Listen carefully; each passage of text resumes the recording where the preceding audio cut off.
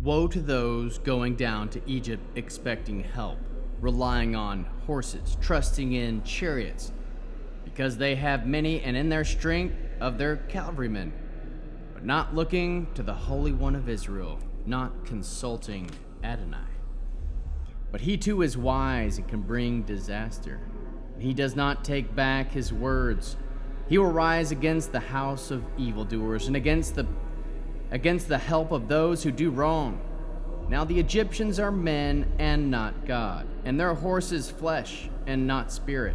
So when Adonai stretches out his hand, both he who helps will stumble, and he who is helped will fall, but will perish. Both will perish together. For here is what Adonai says to me: as a lion or a lamb cub growls at its prey and isn't frightened away by the shouts of hordes of shepherds called out against him, their voices do not upset him. So likewise, Adonai Svaot will descend to fight on Mount Zion and on its hill. Like hovering birds, Adonai Svaot will protect Jerusalem. In protecting it, he will rescue it. In sparing it, he will save it. People of Israel, return to him to whom you have been so deeply disloyal. For on that day, everyone will discard his idols of silver and idols of gold, which you made for yourselves with your own sinful hands. Then Ashur will fall by a sword not of mortals, a sword not of humans will devour him. He will flee before the sword, and his young men will be put to forced labor. His rock out of terror will pass away, and his panicked officers will desert the standard. So says Adonai, whose fire is in Zion, whose furnace is in Jerusalem. There is coming a king who will reign justly, and princes who will rule uprightly. A man will be like a refuge from the wind, like protection from a storm, like streams of water on arid ground, like a rock cliff standing a weary land. The eyes of those seeing will not be closed. The ears of those hearing will pay close attention. The mind of the impetuous will learn to wait carefully. The tongues of the stutterers will speak readily and clearly.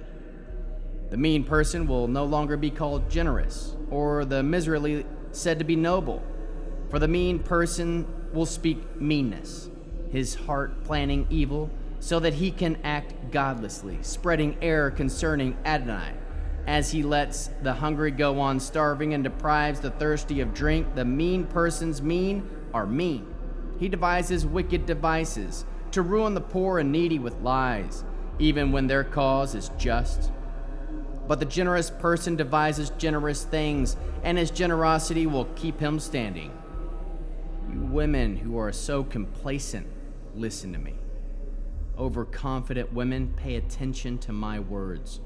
In a year and a few days more, you overconfident women will shudder, because the vintage will fail, the harvest will not come. Tremble, you complacent women. Shudder, you overconfident women. Strip bare, wear sackcloth to cover yourselves. Beat your breast in mourning for the pleasant fields and fruitful vines, for the land of my people, producing thorns and briars, for all the happy homes in the joyful city. For the palace will be abandoned, the overcrowded city deserted, Ophel and fortress wastelands forever, a delight for wild donkeys and pasture for flocks, till the Spirit is poured out on us from above, and the desert becomes a fertile field, and the fertile field regarded as a forest. Then justice will dwell in the desert, and righteousness abide in the fertile field. The effect of righteousness will be peace. The result of righteousness, quiet trust forever. My people will live in a peaceful place, in secure neighborhoods and tranquil dwellings. Just as the forest will surely come down, the city will surely be laid low. Happy are you who sow by all streams, letting oxen and donkeys roam freely. Woe, destroyer, yourself undestroyed. Woe, betrayer, yourself unbetrayed. When you stop destroying, you will be destroyed. When you tire of betraying, they will betray you. Adonai, show us mercy.